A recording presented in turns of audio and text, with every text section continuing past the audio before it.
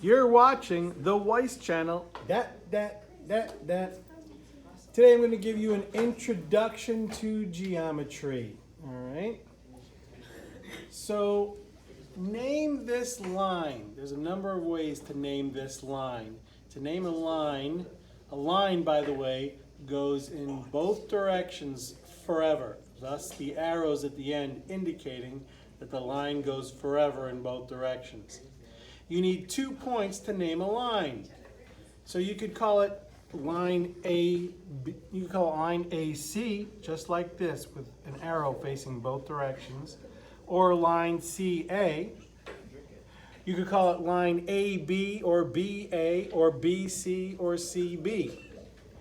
Now you're always going to have, not always, but you're often going to have a script letter at the end. So you could call it line L. All right, those are the ways to name that line. A plane is always represented by a parallelogram. This parallelogram here represents a plane. A plane goes forever in all directions, up, down, left, right. Okay, so plane goes forever in all directions. All right, and it's of course two-dimensional. Now, you could call this plane R. There will be a capital letter, script capital letter in the right corner usually. Sometimes it'll be in the bottom corner. All right, but you need 3 letters to name a plane because to get the 2 dimensions, right? A straight line is only 1 dimension, so you need 2 dimensions. So you're going to have to add a 3rd point that's outside a straight line. So you could name this plane, for example, plane R, or NPQ, or MQP, or MNQ. You need 3 points. One of them, in this case, would have to be the Q. Name 2 collinear points. 2 collinear points are 2 points on the same line. Okay, so for example, J and K are 2 points on the same line. K and H are 2 points on the same line. J and H are 2 points on the same line. M and H, and this is a line represents a line going through the plane. When you're going through the plane, right, there's a part of this line that you can't see. It's going behind the plane and you can't see it. So we draw a dashed line in that section to show the part that you can't actually see. All right, but anyway, the 2 collinear points could be K and H, or again, J and H. Any 2 points that are on the same line would be collinear. Collinear. Name 2 coplanar lines. 2 coplanar lines means 2 lines that are on the same plane. All right, so here, for example, Y and X. Here you go, X and Y. Or you could say RP and SQ. Those are 2 lines on the same plane. Okay. Please note that line G, or line TP, is going through the plane, right? So that would not be on the same plane as lines X and Y, okay? What is the intersection of line VZ and WY? The intersection would be X, right? It's very difficult to draw a 3-dimensional figure on a 2-dimensional space. So to say what is the intersection of plane A and B? We have 2 planes here. We draw plane A like this, and plane B is intersecting plane A. The intersection is always drawn with a dashed line. So GH, line GH would be the intersection. Okay. What is the intersection of line M with plane W? Okay, so here, again, line M is going through the plane. It intersects plane W at point R. So the intersection of line M with plane W would be point R. What is the intersection of lines X, Y, and Z? The intersection of lines X, Y, and Z is point M. Name this angle. Well, in this case, there's 3 ways to name this angle. All right. Generally, you will need 3 letters to name an angle. So you'd call this angle CDE, or you'd call it EDC, where D is called the vertex. The vertex. I remember that because it makes a V for vertex. Okay, D is the vertex. The vertex always must be the second letter. So it's either going to be CDE or EDC, which kind of makes sense because that's the way you would draw the angle, starting at C, drawing through D, and going to E, CDE. In this case, we could also call it angle D. This could be called angle D. The problem with calling it angle D is here is another picture. Again, here's CDE, but could I call this angle D now? I can't, because if I say angle D could be referring to any of these angles here. That's why we generally use 3 letters to name an angle. So when we come to a situation like this, we won't get confused.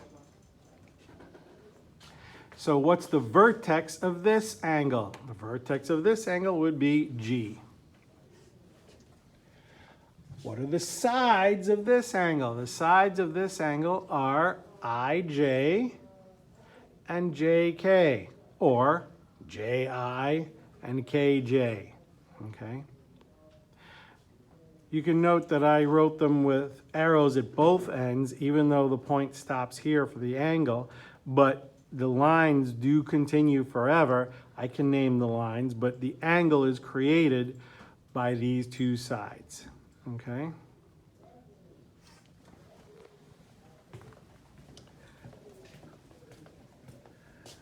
What's an acute angle? I remember the word acute because it's a cute little angle, acute, all right? Acute is an angle that's less than 90 degrees, okay? For example, angle MRN. Angle MRN, that's this angle right here, is less than 90. There are a number of acute angles here. For example, MRL, this angle is less than 90. LRQ, this angle is less than 90, okay? What's an obtuse angle? I remember obtuse, like obese. Obtuse is bigger than 90. So what is an angle that's bigger than 90? How about angle QRP is bigger than 90? That is obtuse. How about angle MRP? That is obtuse. Right? Name a right angle. This is the right angle right here. Angle NRP or angle PRN. That is a right angle. Okay. Name a straight angle. A straight angle goes straight across, okay? So angle LRP would be a straight angle, or angle PRL, okay? Name 2 parallel lines. Here they are. These 2 red marks, these red arrows indicate that the lines are parallel, okay? So line AB and line CD are parallel. Name 2 perpendicular lines. Perpendicular lines create a right angle. Okay, so line GL and line JK create a perpendicular line. Create 2 perpendicular lines.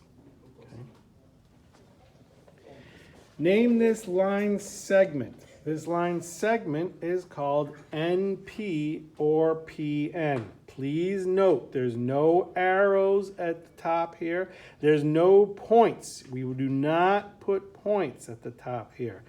Just a line without points or arrows. Remember that a line continues forever, and we put arrows at the top. AC or CA has arrows, but a segment just means from N to P, and it stops there. So we do not put arrows, and we do not use points.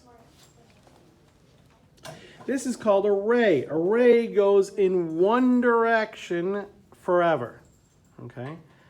So we call this ray QR because it starts at Q and goes through R, and it goes forever starting at Q. Because we read from left to right, the arrow will always go in the right facing direction.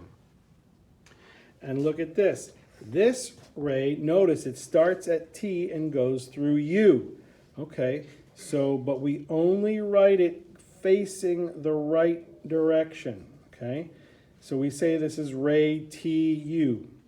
Okay, we will never write an arrow in the left facing direction. We wouldn't put UT and then an arrow facing that way. That's just not how we write it. In fact, you will find that option in Delta Math. They will give you a ray facing this direction, and that will never, ever, ever be the option. They just put it there to confuse you. Don't let it confuse you. Ray only goes in the right direction. What would be opposite WV? Opposite, here's WV. Ray WV goes in this direction. What's the opposite direction? WZ. What would be opposite WX? Here's WX. What's opposite WX? WY. What's opposite WZ? Opposite WZ would be WV. Okay. What's opposite WY? Opposite WY would be WX. Okay. What would be opposite WQ? Sometimes they throw you a trick question. There's nothing opposite WQ. Okay, don't let it trick you. There's nothing opposite WQ. Name the midpoint of segment AB. Notice this red slash here and this red slash here. That means AM is congruent or equal to BM. AM and BM are equal. That being said, see the two slashes here, CM and DM are equal because there's two slashes here and two slashes here. All right. A one slash does not mean it's equal to a two slash. Okay, the one slash is equal to the one slash, the two slashes are equal to the two slashes. A midpoint is, of course, always the center of two equal segments. Here they are. So M would be the midpoint of A and AB. Right? In fact, M is also the midpoint of CD. Okay. Name a segment equidistant to CM. Equidistant is equal distance. What's equal distance for CM? DM, or MD. Name the segment bisector of DC. Here's DC. Segment bisector cuts DC in half. A bisector is a cutter. It's cutting. What is the thing that's cutting CD? The thing that's actually physically cutting CD is AB. AB is doing the cutting of CD. By the same reasoning, what's the segment bisector of AB? What's doing the cutting of AB? CD is doing the cutting of AB. So the answer there is CD. Name a segment congruent to AM. Congruent, of course, means equal. What's congruent to AM? BM, or MB. Okay. These two marks here mean these two angles are equal. This one mark here and this one red mark here mean that these two angles are equal. Okay? So name the angle congruent to EJF. Well, EJF is congruent to IJH. Okay? Name the angle congruent to FJG. FJG would be congruent to HJG, right? FJG congruent to HJG. Name the angle bisector of FJH. Here's FJH. What is cutting the angle into two equal pieces? What cuts the angle into two equal pieces? JG. JG is the angle bisector. In fact, we call it ray JG. You could technically call it line JG, right? Because the line is doing the cutting, all right?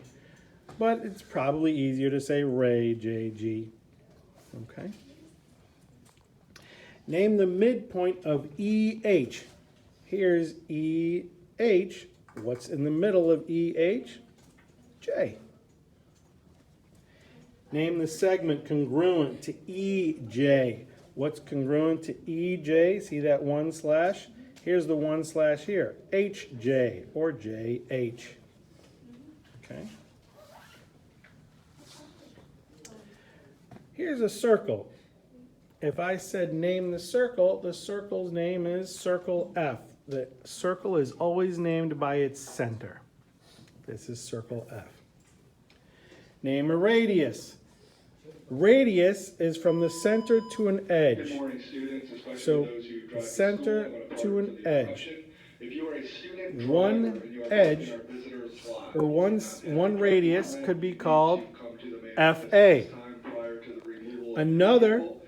If you would are be parked here as a FB. student and you do not have a parking Another spot, especially FC. refunds that are in our visitors lot, Another come to the main office FD. time prior to your And another FE. Those are all called radius.